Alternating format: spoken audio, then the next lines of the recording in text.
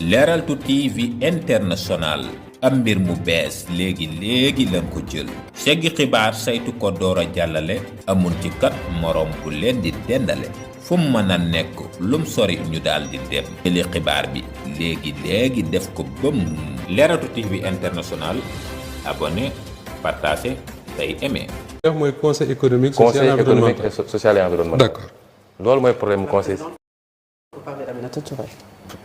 moo fi nekkoon moom la ñu ko épinglé. c'est la seule présidente. li andi problème bi loolu la. am na yeneen yi ci dugg nag mais du ma ci dugg ci détail fii ci lenn ci li may boole ak président parce que dama bëgg Sénégal yi xam ni man président politique boolewuma ak moom. 50 000 partis loolu terewuñu nelaw li ñu boole yi nga xam ne mooy le fondement de notre action politique bref. Ensuite dama ne il faut texte prévoir ko ñu dugg ci primature balaa ñu dugg ci primature ma dugg ci primature dama ne nit ñi nee nañu primature amul fonds secret c'est faux. Primature dafa am fonds secret boo xam ne fonds boppam la bu bokkul ak président de la République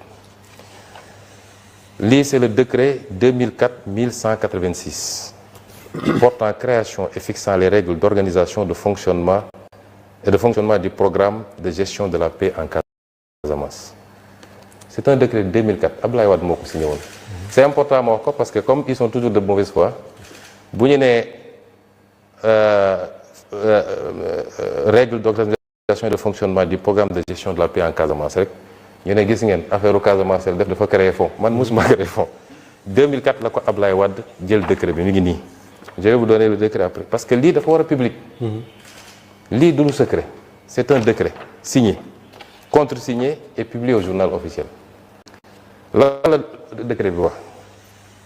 il est créé au niveau de la primature un programme dénommé programme de gestion de la paix en Casamance. Le programme placé sous l'autorité du Premier ministre est dirigé par le chef du service de l'administration générale et de l'équipement de la primature. Pour la mise en œuvre de ces activités, le programme dispose des ressources publiques de l'État sous forme de crédits inscrits au budget de l'État. Il est institué une procédure spéciale de mobilisation des crédits du budget de l'État destinés au fonctionnement et aux activités opérationnelles du programme. Les fonds correspondants sont versés dans un compte bancaire ouvert auprès d'un établissement bancaire de la place sur la base d'une demande du responsable du programme adressé au ministre chargé des Finances. ñu teg ci nag te fii mooy problème bi. Par dérogation aux dispositions du décret numéro 2301 du 13 mars 2003 portant règlement général de la comptabilité publique, les dépenses prévues pour le fonctionnement et les activités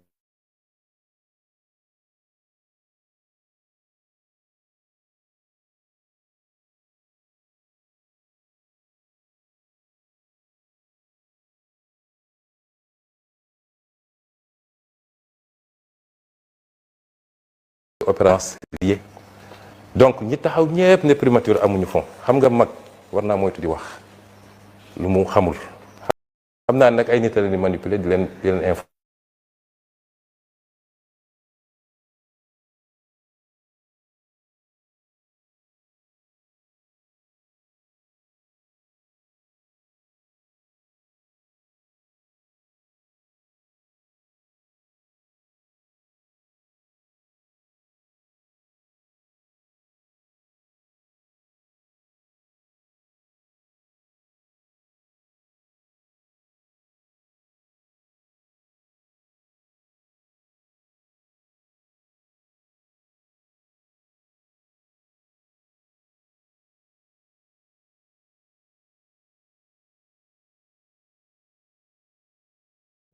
alors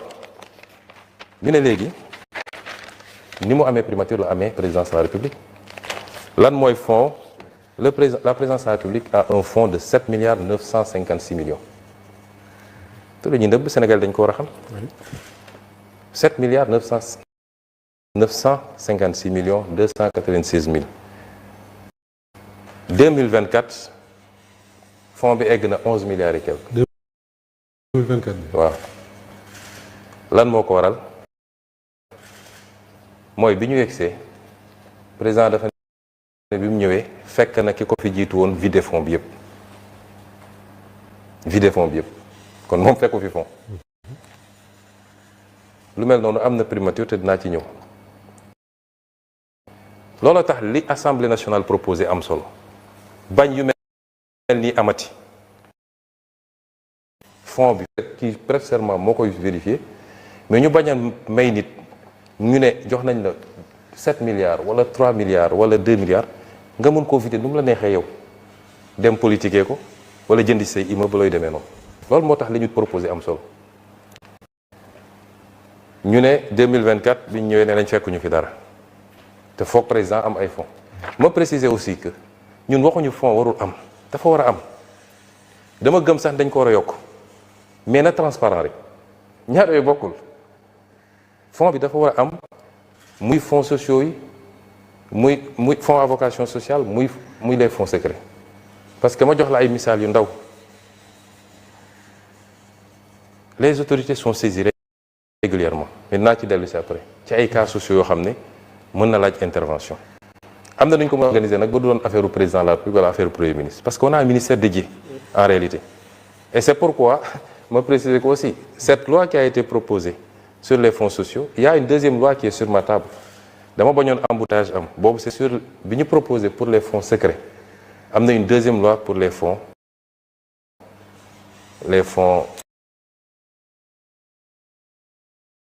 spéciaux les fonds sociaux du moins am na une deuxième proposition boo xam ne certainement d'ici semaine prochaine bureau assemblée nationale dina ko examiner donc présidence am na ay fonds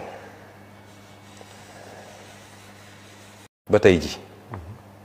ñi ne amul woon 2012 il y a eu 2 milliards 960 millions sur l'année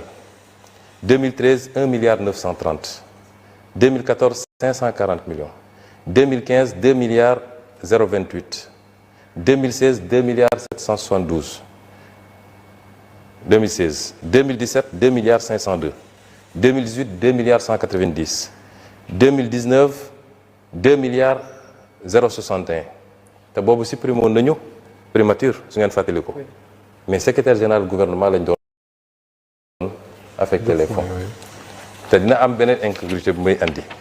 2020 foofu la am lu bizarre parce que 2020 daanaka egg nañu 5 milliards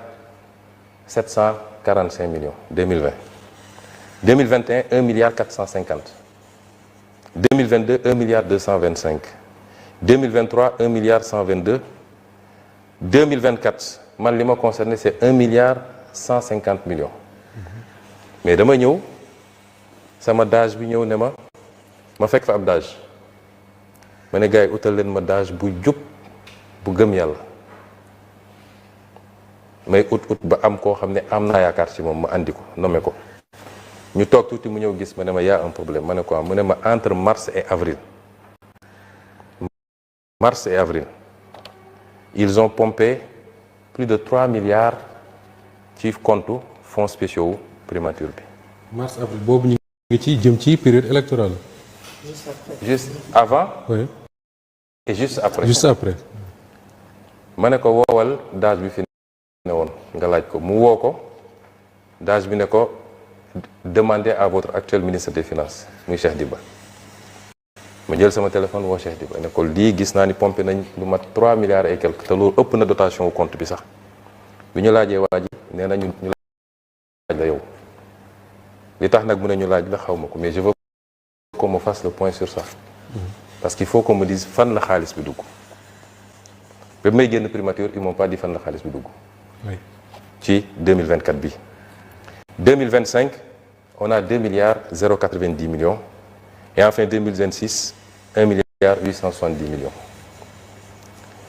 léegi ñu wax ni Sonko dafa def ba demande de relance. Je vais vous dire ce qui s'est passé. Après je vais vous dire comment j'ai géré ce fonds centime par centime donte fonds bi li ma leen wax aw ma obligation justifier ko liiral naa leen mais bi ñu toogee fin 2025 on s'est rendu compte qu'il y a des problèmes. 1 franc de ce compte ni pour moi ni pour mon parti ni pour ma famille ni pour mes amis musuma laal compte bi musuma dage bi mu ñëwee dama ko njëkk ne compte bi réclamé naa texte yi ministère des finances envoyé na ma ko andil nga ma décret nit ñi am na contrôle yàlla parce que c'est l'argent des Sénégalais. Première règle, ne me remets jamais de l'argent. Je ne toucherai jamais de l'argent, moi. Parce que compte yëpp ni ñu ko doon fonctionner mooy premier ministre yi fa ne wala président assemblée fii fonds sociaux la am amul ay fonds secrets dañuy yëkkati un montant chaque mois jox ko moom nag mu xool nu mu koy kii su soxlaatee ne jox leen ma ne ko je ne toucherai jamais un franc bu mës a ñëw ne ma 10 millions ngi nii wala 20 millions ci sac teel lu ñu war a def na am traçabilité ba ci les dépenses sociales dama ko ne bul mës a jox xaalis nit bu dee ordonnance na andi ordonnance bi nga yónnee ñu dem jëndi ko pharmacie bu dee ku feebar tëdd hôpital nañ la andil facture bi nga dem fay directement ci hôpital wala ci clinique ba bu dee ku ñu war a génne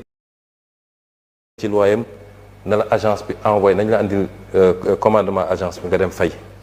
parce que nous sommes tous sénégalais. nit mun na créer dossier médical fekk dara jotu ko nit mun na feebar sax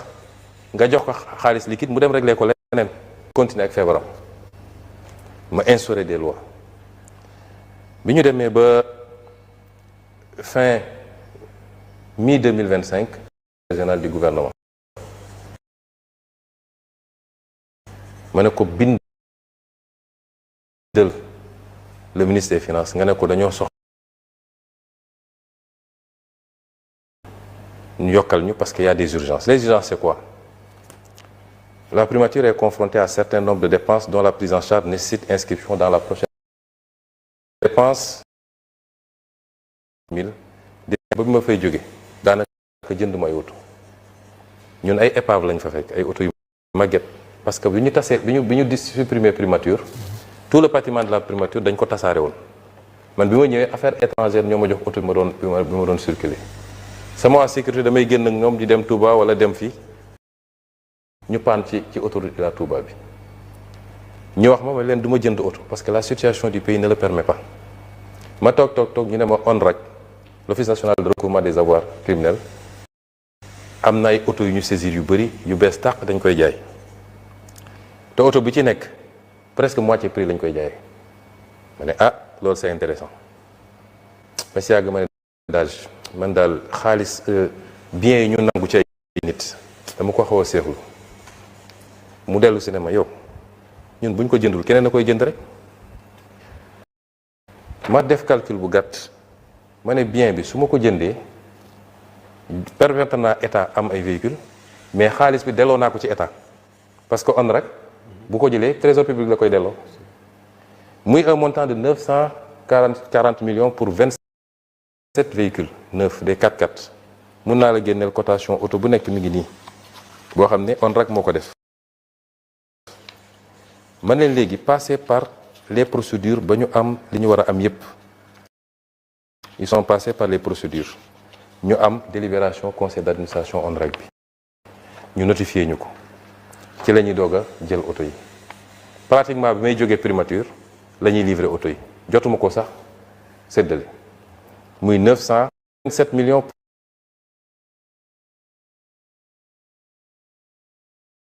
et l'audit technique et financier du programme décennal de gestion des inondations 100 millions liés à la prise en charge des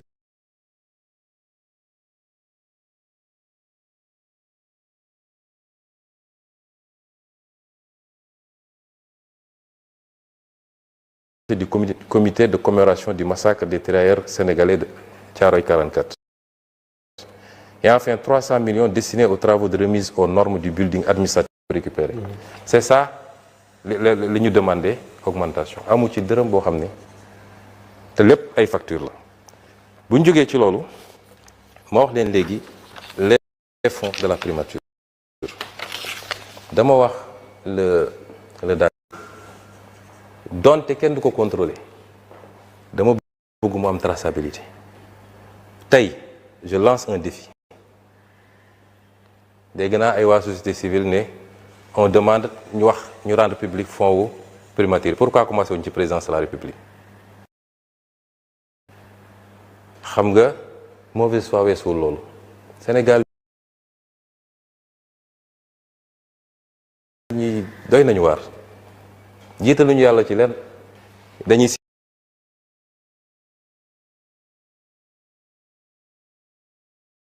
bëgguñu ko parce que man awma affaire ak ñoom en réalité nga mètre carré yéen ñi fa dëkk gisu leen dara neew ñu ñooñoo ko moom neew ñu ñoom lañ ko war a jox yëpp mais xanaa kay nga am noo organiser ba am may leen un peu d'espace de respiration léeg-léeg ñu dagg ba aire de jeu sax du am foofu fu ñu mën a defee lieu de culte sax du fa am yooyu dafa war a jeex ci Sénégal bi ñuy bloqué affaire yi loolu bokkoon na ci lu tax soo jëlee Wakam c'est un village traditionnel yàgg nañ joytu ne amuñu sax aire de jeu bu ñu mën a defee benn stade pourtant am nañu équipe bu demoon ba première division joxewoon naa fi instruction pour que li ñu leen bëggoon jox Eogène ñu mën koo jot mais bi ñu demee ba gis ne Eogène am na problème à la fois physique et juridique dama ne ancienne piste bi am na benn 10 hectares fi ne woon ma jox instruction ministre de l'urbanisme ne leen xool leen foofu nu ngeen fay génnee 2 à 3 hectares pour que ñoom ñu mën a am bërëb bu ñu tàggatee yaram kon yooyu il faut que ñu koy intégrer dans la dimension les commissions d'enquête parlementaire ci sujet bi di sujet foncier bi comme tous les autres sujets dinañ ci def seen liggéey boobu mat sëkk incha allah da ngay gis suñu ne commission d'enquête parlementaire ay nit di wax rek soi-disant société civile ak yooyu ñi naan nañ na justice saisiru en fait dañu bëgg a protéger ay nit parce que loi dafa ne dès que la justice se saisit la commission d'enquête est dessaisie léegi nag ñoom su ngeen fàttali ko en 2024 bi coow li amee fii avec le conseil constitutionnel ñii naan corruption am na ñii naan corruption amul assemblée dafa voté résolution fii pour def commission d'enquête parlementaire mais il y avait une plainte boobu moo bloqué lépp kon ñii di wax soi-disant société civile yu demee noonu dafa am ku leen di wax loo am na ay nit ñu bëgg a protéger moo tax ñu naan nañ ko jëlee ci assemblée yóbbu ko justice mi ngi fi boobu ba léegi deful liggéey bi wala saisiruñu ko pour mu def ko wala amul élément yu mu ko defee li ne ci loxoom it ma nga fi depuis boobu ba léegi déggaguñu ay conclusions wala des renvois wala non-lieu donc assemblée nationale yoon bi jox compétence justice moo ko jox assemblée nationale ku nekk ak nag réewam ak fi mu yem et c'est pourquoi le travail sera fait pour le foncier pour patrimoine bâti bi nga xam ne dañ ko saax-saaxee nu mu leen neexee bi may nekk fii député 2017 laa bind ay questions écrites immeuble boo xam ne askan wee ko moom yoon ne pour nga jaay joxe ko il faut que mu ñëw assemblée nationale ñu voté ab loi ay nit jóg joxe ko nu mu leen neexee immeuble yi ñi ñu wër yëpp dañ ko joxe woon am na yu ñu ci jotee récupéré bi may nekk premier ministre avec SOGEPA yu bëri récupéré nañ ko am na yoo xam ne France noonu la demee ñiy def loolu ils ont violé la loi ba ci li ñu war a def ci wàllu lempo gi parce que yàgg naa wax fii ni ay milliards et milliards ci exonération yoo xam ne warut ak ci yeneen ak yeneen ay remises gracieuses ay autorités di violer la loi di joxe lu leen neex loolu il faut ñu xool ko donc loolu mooy les commissions d'enquête parlementaire donc ci foncier bi comme ci yeneen yi ba ci licence de pêche yi ba ci un étudiant un ordinateur nit ñi jàpp ne dañ ko diriger contre x y ci ngay dégg ñu naan les gens utilisent l'Assemblée nationale pour régler des comptes. Oui. D'accord. Pour régler des comptes il faut que compte am d'abord premier débat bi mooy li ñuy wax compte mooy am na lu di def am na lu defu ba pare kon loolu moo war woon am d'abord ensuite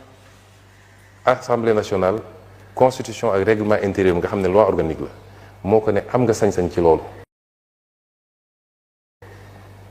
am nga sañ-sañ ci loolu te ñun protégé wuñ ci kenn nag ku ci bokk Pastef ak ku ci bokk feneen la preuve am na benn ci commission d'enquête parlementaire yi c'est sous notre régime bi ñu koy dugal fii j'étais premier ministre te jàpp naa ne ñu ko dugal parce que opposition la man lañ ci doon viser certainement parce que jàpp nañ ni laale naa ci bi ma ñëwee fii laa ko dugal man maa ko dugal en bureau ñu valider ko majorité accès parce que su majorité ne woon d'accord ma du dem ñun ñoo am majorité tout le bureau 2 opposants ñoo ci nekk li ci des yëpp waa Pastef lañ kon ñun amuñu ci diw Massamba ak Mademba cas bu nga xam ne cas bu suspect la ñu am ci loo xam ne des débuts d'éléments la nañ ci def commission d'enquête parlementaire. Et justement par rapport au bâtiment bi nga xamante ne Boury mi ngi koy wax tout à l'heure bi nga yegg juste après bi nga nekkee premier ministre bu Sénégal daanaka dogal yi nga jël bokk na ci arrêter tous les chantiers. Le secteur du BT a été très affecté. Pendant 2 ans, presque le secteur du BTP est à terre. Est-ce que c'était une décision bien réfléchie? xalaat nga ko bu baax. Non, loolu bloqué wul le secteur du BTP. Le secteur du BTP loolu bloqué wu ko parce que amul kenn koo xam ne yor nga ay kayit en règle. Parce que man le travail que j'avais demandé ça a duré quelques mois. Après la ñu commencé di libérer di joxe les quitus. ma joxe instruction waa DGESCOS ne leen ku remplir les critères ma génne benn circulaire ne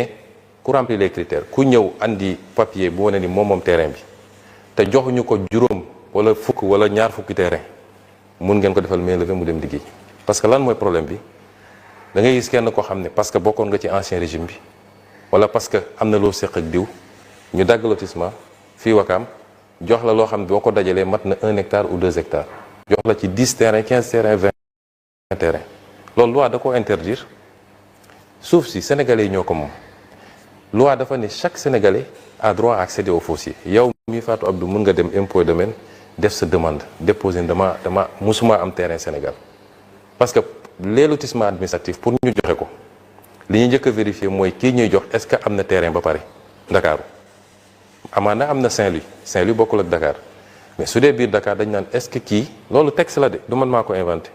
dañ naan est-ce que kii mosoon dañ ko jox un terrain un bail nga xam ne c'est presque gratuit tu ne payes que les redevances et les droits de bornage bu dee mës na am ñu ne ko déet bàyyil beneen Sénégalais am kon soo defee lotissement am na fi ay hommes politiques du ma tudd tur ñoom rek jox nañu fa loo xam ne mënoon na sedd 20 25 30 Sénégalais ñu jox leen ko loolu ça pose problème man leen donc képp koo xam ne mi ngi ci lotissement bi benn attribution la am vérifier ngeen première attribution am la def leen mainlevée mu dem tabax këram wala mu dem tabax immeuble am su dee opérateur mais les doublons ñi nga xam ne dañ leen joxaat leen léeg-léeg ñu def ko ci turu benn société mun ngeen ko libérer benn yi ci des bloqué leen ko ñu récupérer ko redistribuer ko Sénégalais yi nga xam ne amuñu terrain amuñu kër kon loolu mooy liggéey bi ñu def loolu mënul bloquer le BTP mënul bloquer liggéey bi peut-être que dafa am un ensemble li wax ko BTP moo xuri ñeneen ñi mooy on a hérité d'une situation économique extrêmement délicate le programme avec le FMI est suspendu parce que fii loo fi mënti wax tamit l'essentiel des activités tourne autour de ce que l'État libère État bu amee problème rek ci loolu bokk na ci li ñu war a génne définitivement on peut y revenir mais l'essentiel des activités tourne autour de ce que l'État fait moo tax su État bi sëqatee rek ñeneen ñëpp dañuy soj mais c'est un ensemble de facteurs qui a ralenti le BTP ànd ak nag booy dox biir Dakar di nga gis ni BTP mi ngi continuer man de fi ma dëkk cité Kër Gorgui bi ma fa delluwaatee commencé circuler li may gis yëpp dama naan lii ci 2 ans yi la fi jot ay R+10 ak R+13 rek laay gis donc loolu mënul bloquer durablement le secteur du BTP et si c'était à refaire on le referait parce que dafa am loo xam ne faire l'État sur le passif la mais ensuite poser des actes pour que plus jamais loolu amati parce que au-delà de ces aspects-là mais le foncier est une bombe sociale soo demee tribunal l'essentiel li ëpp ci contentieux yi ci foncier bi la et c'est une bombe à retardement gis nañu fii en 2023 mais ay xeex yu métti am na ci foncier bi ba bakkan rot ci fii à Ngor ci benn morceau de terrain man bi ma egsee en tant que premier ministre j'ai dit restituer ce terrain-là à la communauté de Ngor puisque école lañ fa bëgg a def collège et on trouve un autre lieu pour la gendarmerie il y a beaucoup de conflits fonciers yoo xam ne on aurait pu les désactiver bu ñu respecter woon juste la réglementation donc il fallait vider le passif mais il fallait faire de sorte que loolu dootul amati Sénégal et c'est important et si vous avez vu ce qui s'est passé à Mbour 4 Ville Nouvelle bande des Filao Guédiawaye bi les lotissements de Dakar le littoral bi ça fait partie dina bokk ci commission d'enquête parlementaire yi littoral bi gis nga am na benn zone bu nekk fii wetu clinique bi nekk ci corniche bi comment ça s'appelle la clinique c'est pas Bellevue soo demee ba wetu Mermoz d'accord. il y a une clinique booy wàcc noonu ci contrebas bi Oui. en face la maison de Senghor. Ah, ok. Vous allez voir benn bayal bu mag bu nekk foofu. Je l'ai bloqué, je l'ai fait bloquer parce que dañ ko tontonné et moi j'ai considéré que loolu il faut restituer ça aux Sénégalais. Ils ont besoin, les Dakarois ont besoin d'avoir des espaces. Il faut que ñu aménager ko mu doon un espace récréatif. Conditions yi ñu ko tontonné respecté wuñu la loi à la base. Di nga gis ku ñu defal titre foncier directement bàyyi titre foncier alors que tegagul une brique. Pour nga remonter ba gis ban CCOD moo ko def ça c'est quelquefois très difficile yu mel noonu bëri na ci et si c'est à refaire je le referai 1000 fois parce que réew dafa war a dox ci ñaar benn bi mooy ñu respecter les lois qu'on a votées ñaareel bi mooy lu ñuy def nañu xam ne nous sommes 17 millions de Sénégalais accaparement ak yi moom ñenn ñi parce que jege nga kilifa politique wala sax prête non kilifa politique nga ñoom ñooy jël lépp wër nag di ko jaayaat da ngay gis ku ñu jox gratuitement bay mu am ay rabatteur ñu génneel ko léegi mu jaay à 70 millions 100 millions boo ci defee 10 terrain am nga pratiquement 1 milliard. C'est sûr. Et ça pose problème. et dañu ñëw ci fonds politique ou fonds spéciaux ça occupe le. demoon nañu école sax wala mauvaise foi rek moo leen jàpp ak bugg a jaxase xelu Sénégalais yi donc ci condition yooyu dañu nekk ci refondation ñooñu dem naan ko waa ji moo lay bloqué man dem na ñetti weer a ngi ni ça va de mal en pire te suñu buggee dugg ci yenn yi dinañ nangul FMI loo xam ne baaxul ci réew mi dinañu nangul ay bailleurs loo xam ne baaxuñu ci réew mi dinañu tay la ay intérêt Sénégal pour bugg a coûte que coûte def man bi ma ñëwee dama leen ne peuple mooy jël destin en main man peuple Sénégal laa gëm su may gouverner je gouverne avec le peuple du ma gouverne ak ay bureaucrates yu tëju yor seen chiffre kese di déglu waa bitim réew loolu benn pàcc bu ndaw la ci liggéey bi mais peuple mooy jël destin en main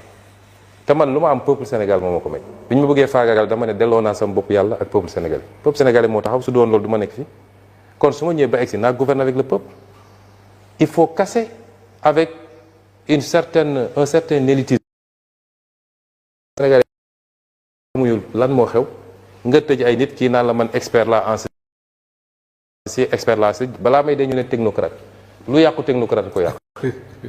da ngay gouverner avec ton peuple loolu tax ma def yenn yi ma ne je vais demander au peuple de faire des sacrifices parce que peuple Sénégal pare na pour def sacrifice pour son peuple pour son bien la preuve bu ñu leen wooyee ci diine ñu yëkkati dem joxe seen daayira dem joxe seen tarixa dem joxe seen diine ak diine bu munti nekk parce que gëm nañu loolu mais tant que ñi ngi jàpp damm seen poste defee ko leneen est-ce que dinañ joxe ma ne donc on va demander au peuple de faire des sacrifices j'ai fait le PRES le plan de redressement économique et social génne des sources de financement additionnelles ñu war koo jëlee ci ay l'impôt taxe yu bees yu mel ni ci les jeux de hasard ñu ne nañu fexe ba du ñu laal li Sénégal yi soxla ceeb diwlin courant leneen ak leneen mais les jeux de hasard sangara si cigarette bi et cetera di transfert d'argent yi ñu ne nañ ci comp as tuut rek te loolu du pour toujours bu ñu ko defee fii ak 2028 dinañu am benn stabilité bu ñuy permettre yenn taxes yi ñu annuler ko mais dama ne woon mënuma demander au peuple des sacrifices te ñaar yi amul bi ci njëkk mooy justice na am ñi yóbbu peuple bi fii il faut ñu layoo ko justice tey ñooñu la ñuy protéger ci réew mi ñaareel bi mooy ñun ñii di jiite il faut que ñu doon ay royukaay moo tax tous ces débats là sur la déclaration de patrimoine sur le contrôle des fonds politiques c'est malsain parce que noo bëggee peuple bi nga demander ko des sacrifices ba pare yow mu gëm ni yow yaa ngi bëgg a te am na lu ma fàtte woon sax gis nga bi ma déposé sama projet de loi bi may nekk premier ministre président bi ñu waxee mu expliqué dama ko ne président gis nga peuple bi yow 4 millions 800 ngay fay ko man 4 millions 500 est-ce que jaadu na ñu dénk nit lu toll ni réew di ko fay 4 millions 800 les anciens présidents 9 millions la ñuy fay ko le président en activité 4 millions 500 lay fay ko ma ne ko est-ce que xam nga li tax ça ne pose problème à personne parce que askan dañu jàpp ni ñun yor nañu caisse noire boo xam ne ay milliards la kon soxlawul sax ñu ñuy fay salaire mais bu ñu jàllale woon loi bu wane ni caisse noire amatul askan wi na d'accord ni président un projet de loi pour la rémunération du président de l'Assemblée nationale des ministres ainsi de suite ma ne ko suñu jàllalee lii peuple bi mun na d'accord ñu réévaluer la rémunération des plus hautes autorités mais loolu parenthèse la woon tam ko fàtte woon préciser donc presse bi ma ko defee ma ne léegi pour ñu demander au peuple des sacrifices il faut que ñun ñu njëkk a wone exemple yi mais peuple bu toogee gis ni boobu ba léegi ñu ngi leen naan dafa am ñu leb xaalis bu dul jaar rek boo jëlee recul tuuti di nga xam li tax yàlla jaaral la fa donc man alliance yi ñu mës a def yëpp aw ma ci benn regret am naa ci nag expérience bu ma tiré mais aw ma ci benn regret parce que c'est cette somme-là qui a fait de Pastef ce qu'il est aujourd'hui moo jox Pastef doole bi mu ko jox moo tax sénégalais yi xool ba gis ni fii benn parti bu constant lañ fi gis ci doxalinam ci jëfam ci waxam ak ni muy doxalee ku mu ànd ak parce que Pastef musul trahir nit musu koo def Pastef am na générosité sédd mais wàññiwuñu dara parce que yàlla booy def ngir yàlla rek yàlla moo lay fay lu ko ëpp moo tax man du ma nekk ci non maintenant on tire dem nañu élection législative en 2024 fàtte bu ko fàtte Pastef am na nu mu demee ci élection tekkiwul ni am na ñoo xam ne bokkul ci ñun te pourtant ñu ngoon ci liste Pastef gis nga fii bruit bee fi bëri rek mais 80% ou 90% ñi fi wax ñi fi yor sax ndomba tànk bu desoon lu dul dem élection bu leen Pastef ne ñëw leen ma dugal la sama liste nga nekk candidat bi keneen ku leen woo du ñëwuyu parce que ñi xam ni xeex bi du am te ku jàkkaarloog Pastef mun nga gagner waaye xeex bi day métti kon du ma détailler fii suñu stratégie mais retenez que inch'Allah on est en train de se donner les moyens pour gagner toute élection à venir. adhésion maanaam ñoo xamante ne dañu jóge Pastef dem Kiraay dañu gis ne ñenn ñi dañ leen di génne ci groupe WhatsApp yi des coordonnateurs également sont changés ou remplacés même dans certaines localités ki nga xam ne nag moom la olof di wax ndayu mbi ligi muy le président de la République Bassirou Diomaye Faye membre du parti Pastef président du parti Kiraay moom ban décision la ci Pastef di jël. waaw mais sàcc bu dara yàquli nelaw loolu moom xam nga ba léegi gisagoo une décision officielle du parti au sommet d'exclusion de quelqu'un base yi nag ñoom xam nga base yi ni ñuy fonctionner gisagooñu bureau bi réunir ne diw exclure nañ ko ñu saisir conseil national loolu mooy procédure yi defaguñ ko ñeneen ñi nga tudd ñëpp c'est pas spécifique au président de suñu procédure ne leen suñuy exclure nit on constate sa démission de jure ou de facto bureau bi de réunir constaté ko ñu saisir le conseil le conseil national ñu valider ko ça c'est pas spécifique au président Diomaye ñeneen ñëpp defaguñ ko pour ñoom maintenant base bi des mécanismes conservatoires nit bu bokkatul doo ko bàyyi sa groupe WhatsApp mu dégg li ngay def di ko joxe ji ça c'est des mécanismes des trucs des mesures conservatoires certainement mais c'est pas spécifique à lui-même maintenant de facto suñu texte li mu wax mooy munoo bokk Pastef bokk beneen parti loolu suñu texte wax liñ ci war a def nag nañ ko def. Alors pour conclure cette émission parce que waxtu bi jeex na takk Ousmane Sonko fii réew mi toll jafe-jafe yi mi ngi fii Assemblée nationale mi ngi ci lim nekk président de la République ma nga ci lam nekk mais est-ce que yaakaaroon ne intérêt réew mi tey mooy yow président de l'Assemblée ak le président de la République ngeen toog ci jataay waxtaane réew mi ak fan la jëm ci weer yi ñu jëm. mais loolu ça dépend du président. ça ne dépend pas de moi. su dee wax institutionnellement ci réew mi institutionnellement xam nga dialogue des institutions mi ngi am tous les jours dafa am ci wàllu politique damay toog ba si ak reetaan jàpp ma ne léeg-léeg ndaje seetaan na ci dàq def naa loolu la ñuy wax xam nga opposition bi une partie de l'opposition ak président ak ñi mu ànd ak lambigolo la ñu nekk ñoom opposition bi depuis qu'on est arrivé au pouvoir dañu ne bu kenn attaqué Diomaye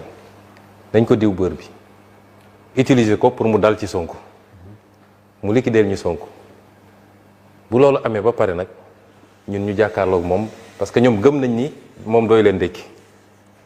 ñoom ci loolu lañ ne woon moo tax pendant 2 ans ba tey ji sax dañu am problème léeg-léeg ñu xaw a feqatiku waaye seen problème yëpp c'est Sonko ñu ne ci national bu daaray heɓade mbaɗnato a leer minen a leeral to tv international ndax noon we nangino ha leeral to tv international xibaar nu bëggoona nan rek nangide fa leeral to tv international in we laya nun joko njal na a nangino xale nun nangin wa leeral to tv